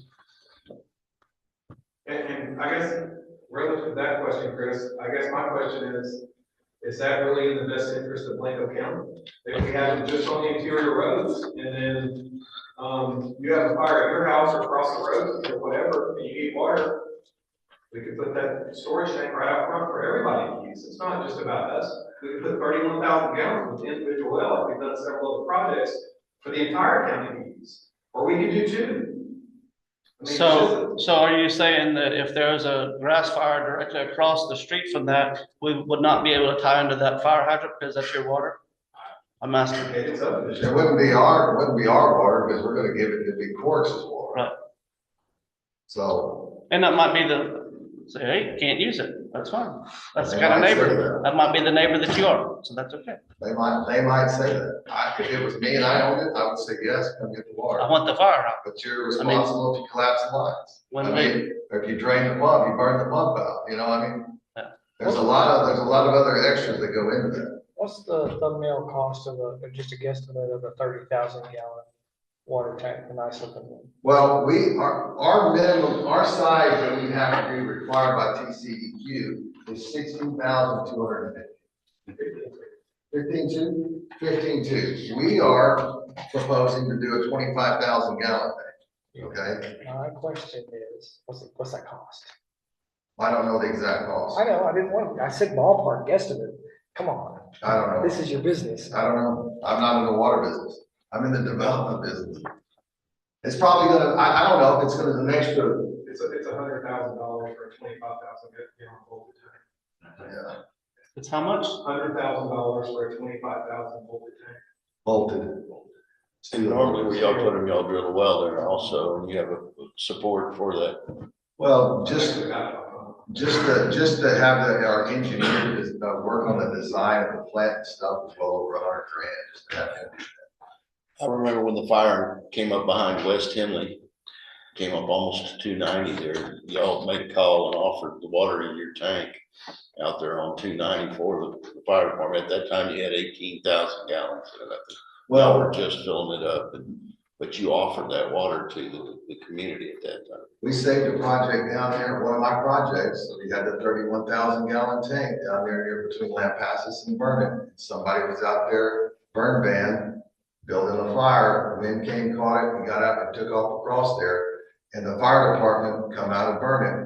They went and they used their tank, I think they had 1,800 gallons in their tanker. They put it up, they run up to the front, they fill their tanker back up, and then here comes somebody from Lampasas too, said Vernon, Lampasas. And they used the water from the tank up front and they put the fire out. Now that place was 1,200 acres. It were anywhere from 5 to 25 acre tracts. And they said if it wouldn't have been for that tank up front, there's no telling how far this fire would go. So it makes a difference. So our choices are to modify, out of this workshop, modify the subdivision regulations to adopt your interpretation of the code, which in a way that would alleviate you having to put in fire hydrants, or not, and leave it the way it is now, and you can come with a plat application seeking approval / variance for not doing fire hydrants. And if you don't get approval or a variance, I'm just thinking this out loud, so if I'm wrong, just stop me. No, you're right. And if you don't get approval or variance, then you'll probably, since you're that far into it, switch your model and go to individual wells on 5 acres. Or split it down the middle and do one side wells or water system possibly, and have the other side bulk off, or tiny home doesn't, And how does that get around the public? because you have for 49 connections. For the fire hydrant, okay. So you have a plan C if you have to. Right, but you know, when it's all said and done, I'm trying to use common sense and what makes the best sense, and I think the plan that we've set forth and that we'll be providing to the county makes the most sense for the subdivision and for the county, because we're still, our plan is to still, you know, put that tank out front. I mean, we want to do that. If we had to do fire hydrants and stuff, it would make sense to do that. And then for our purposes, for the purposes of this workshop, we're talking about a policy decision, I think, about your precinct and your precinct and your precinct. It's fire hydrants for anything, any subdivision proposal that looks like this. I'd like to see fire hydrants on a higher density. I mean, I don't want to see them go away, but just on smaller lot sizes where you have higher density, I can see the reason to do that. My comment to all that is, I think that when you compare the tiny home subdivision and what they're required to do with 120 houses, all they need is a 5,000 gallon tank for fire suppression. That, to me, that doesn't make sense. So, You realize that happened under these existing regs. I know that it doesn't make sense to me. It doesn't make sense. So my question is, if you have fire protection on a neighbor's community, 10,000 gallons, I don't think is not enough. That's in the regs, 10,000 gallons. I think it needs to be changed to 30,000 gallons. And so if you make every developer that comes in, rather than doing fire hydrants, you have to do a 30,000 gallon tank at the entrance for. Can we do that? I thought that was statutory. I thought it was 5,000 for this size and like 10,000 for the I don't next. think so. I think we, But it's in your regs that there's a certain 5,000 gallons, if you have more than a certain amount of lots. you But it have to tracks pay the that. statute, because I believe that's what the statute says. I think that would be more beneficial. What I'm saying is, I don't think we can go as high as you, I don't think we can legally. I don't know, let me check that too. Anyway, I think we're gonna beat this one for a while. I do have, letters of support from 2 fire departments for the fire hydrants, so just FYI. Can I interrupt you just 1 second?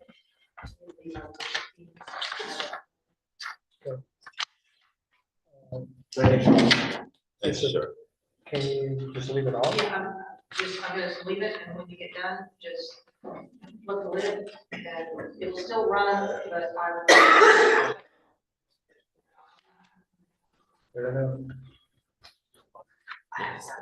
All right. Okay, so, the next one I had marked on my deal was 306, just to make sure everybody's aware of it. We need 301. Yep. I'd like to go down to the water well storage tank. Don't have a pumping system.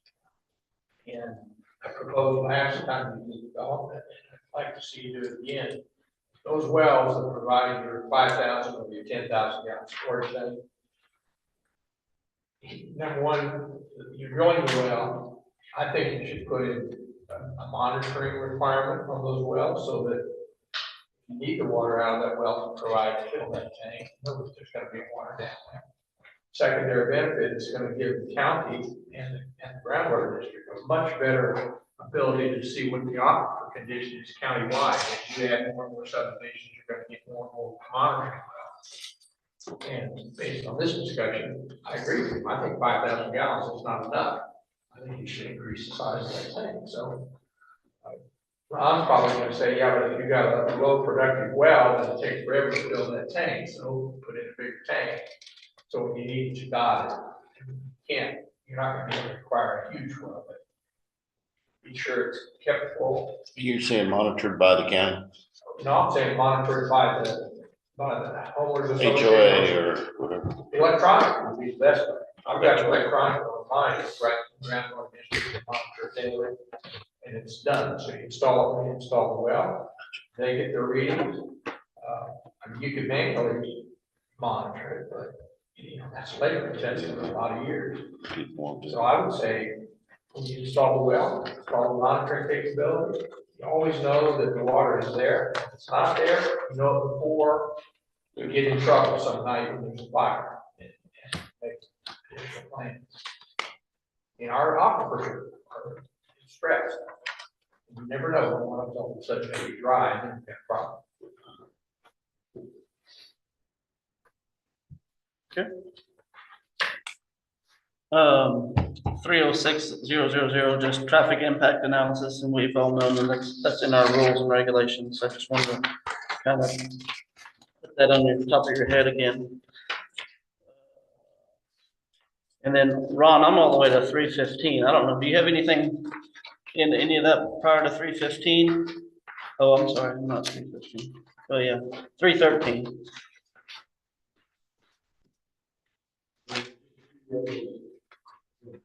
Come, you want to come up here? I know you keep good notes on your stuff, so. So, I mean,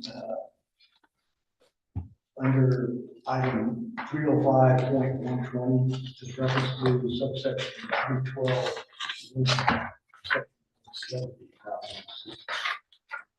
Hold on a second. What'd you say? 305 what? 305.120. Okay. Subsection 312.60, it really is 312.70. Okay.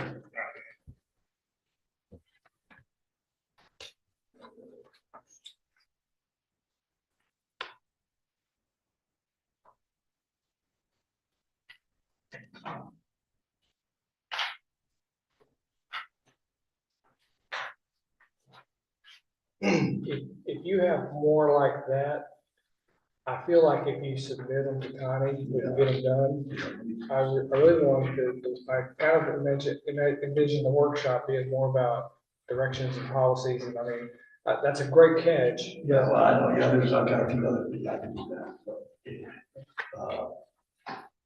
So I guess, what other questions? So my next question is, and we dealt with it on one of our subdivisions, talking about, culvert pipes. Should we allow, I think ours say that's only for, metal or concrete. Yeah, over in the electronic. What about, their request was to go to a plastic. What's your thoughts? Yay, nay? I don't like them.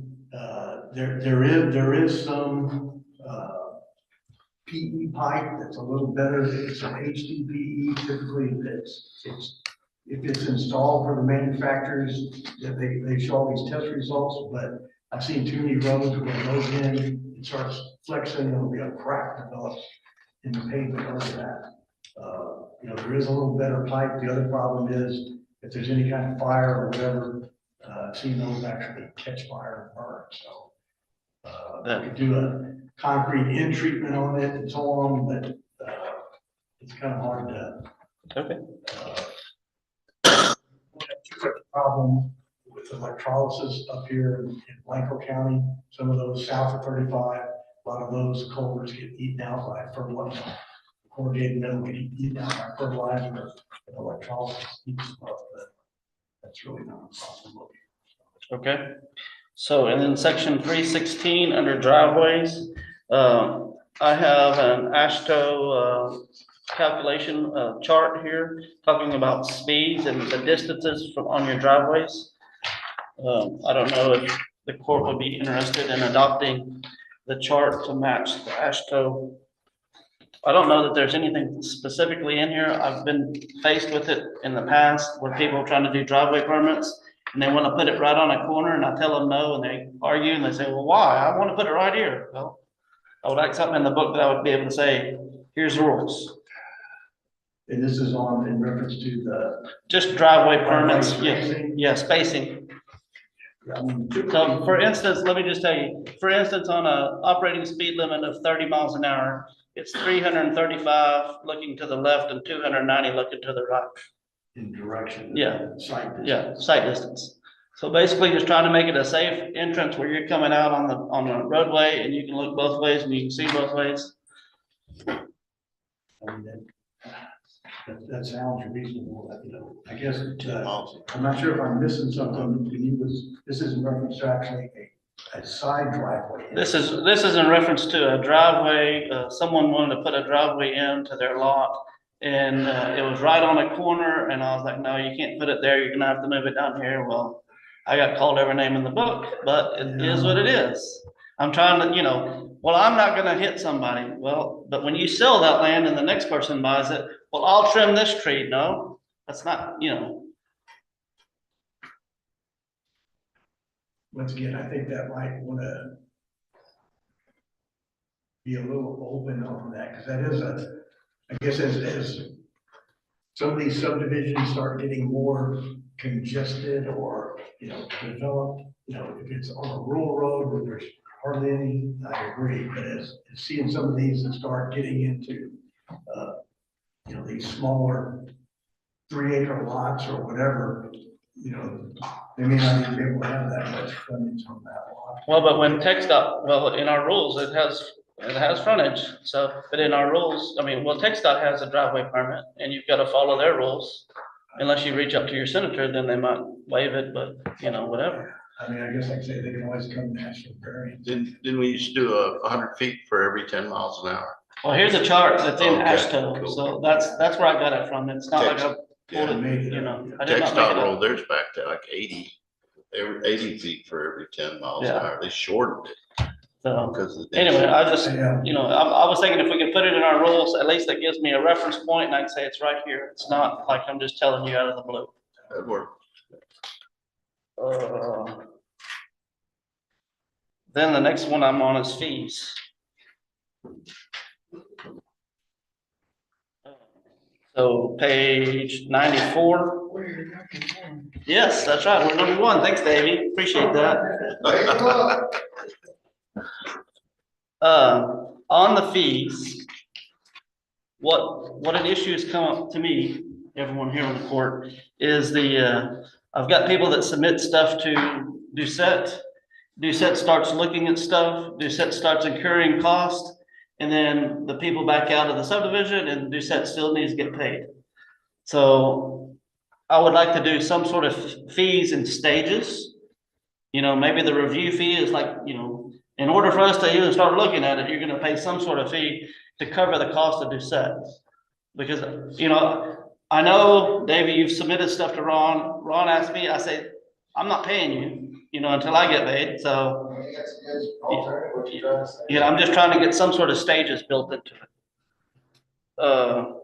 And then, according to Davey, on our tiny home subdivisions, we need to make sure that we, and it's not clear in here, but we need to include the 2.5% for the construction observance. So whenever, you know, if they're building a tiny home subdivision, you still need to go out there and inspect to make sure that they're building it to standards. So we just need to make that clear in our fees.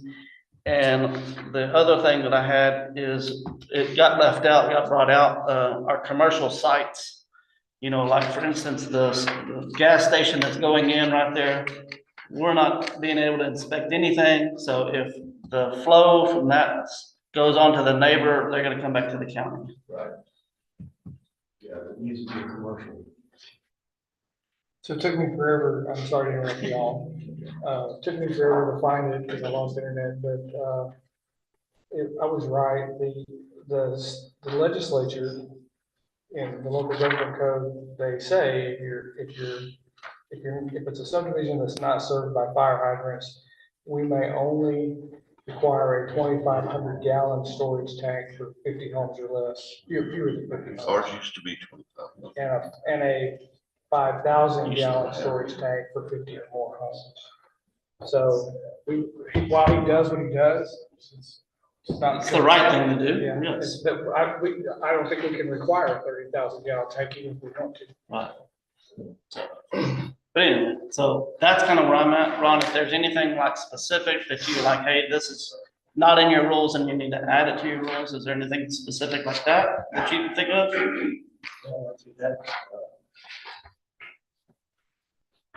That, and or like I said, when referencing tiny homes, the other one is, you know, the other day there was one talking about some of the condos or whatever, and the way this is. They're trying to find, I guess, loopholes or whatever on different things, and say, well, the verbiage doesn't cover that, and, so. I'm not sure if you know, if in some of our, we're gonna say tiny homes, you know, it needs to be, you know, explained out, whatever else might end up, because some of this, in my opinion, is almost the same thing, to where they're trying to do a little 3 acre or smaller, you know, these real small lots onto, you know, these tracks, and, there's no fee for that. So, okay, so let me ask you this question, and this brought up in the loopholes and audit side of things. So if you was to say, I'm gonna build a tiny home subdivision, and I'm gonna do 3 acre lots, and I'm gonna do public water system.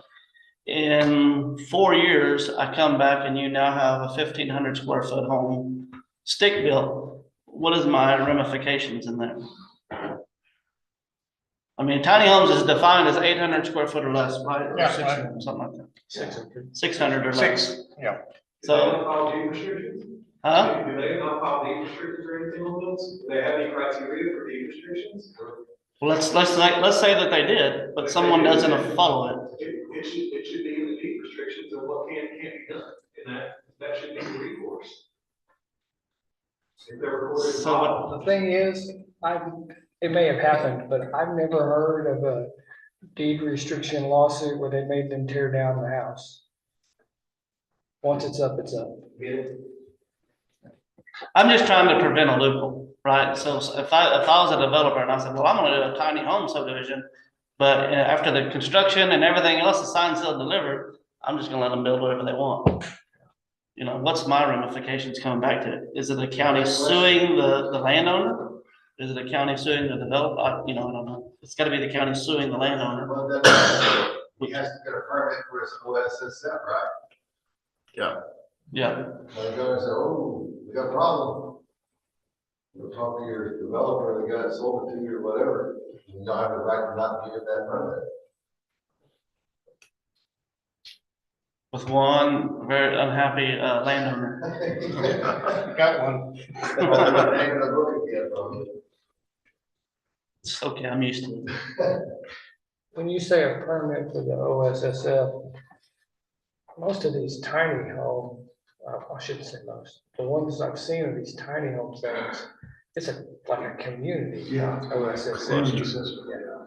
So whether you build your 600 square foot box or you go out and build 1,500 square foot home, there's not gonna be another permit for the OSSF. It's just gonna be the pipe that flows into the community tank.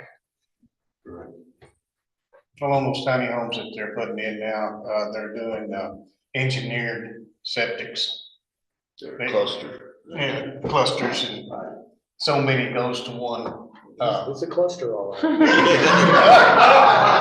That's what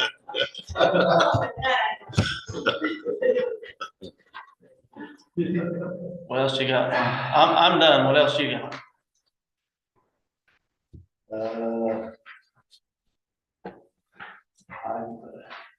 I think that's, once again, I guess this is just on some of these fees for some of those, how does that cover? They're using different language for, we don't have, it's not spelled out in here. Or as on some of these smaller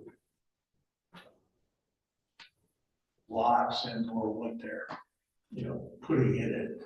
Or What's the difference between condo, tiny home and an RV? Because on an RV, we charge by the pad, right? It's a fee plus the pad site. For RV parks. Right. So what's the difference between doing that and charging for tiny home pad? I think the tiny home and RV is the same fee. Yeah, I think that is. Then what am I missing? Then I think it's on these, some of these are a condo, which may end up being, it's gonna be more square footage and more, usually a slightly larger lot, I guess, is usually what probably what I'm seeing the difference would be.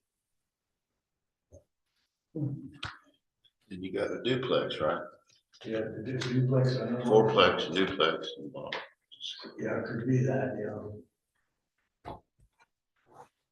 Have you thought about? Not enough to comment. If you go to sleep tonight and you wake up with some numbers, would you send them? I can do that.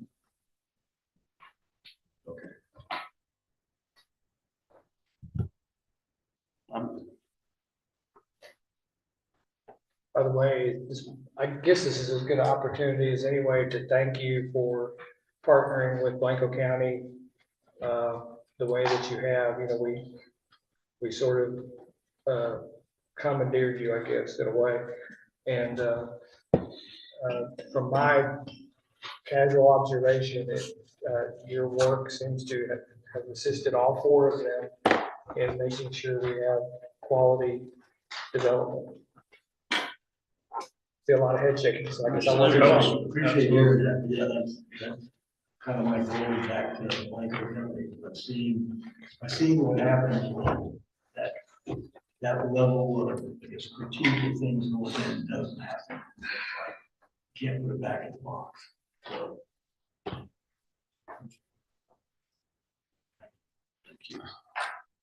What else?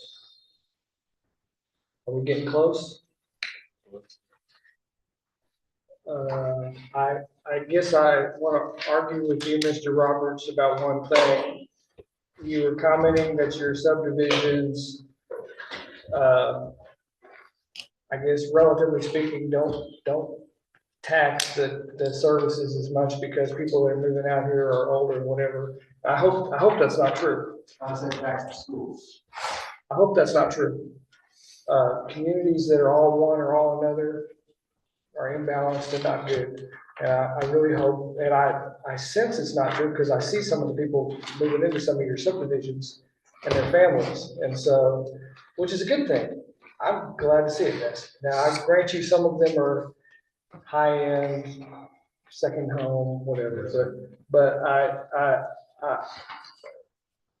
I've heard this argument, not from you, but from people all my time in the county, that retirement center, blah, blah, blah. And I hope that's not true. I hope that and how can it be true when both of our schools are busting and they're having to do Construction. bonds to do construction? So I don't think it's necessarily true. I think I want to live in one of your subdivisions as well as anybody's. So anyway, I hope you're wrong. We're still good, Judge. Dave, you still good? We're good. Oh. Anyone else? Commissioners, are we close to adjournment? Yes. You want to make a motion to adjourn? I make a motion with Is there a second? I'll second it. Mr. Weir, discussion, all in favor? All opposed? We're adjourned.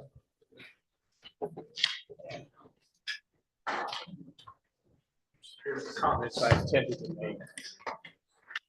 Thank you, sir. How are you, man? I'm great, thanks. Yes. I think so. I dropped your name. Oh, thanks a lot. I just got I dropped your, I,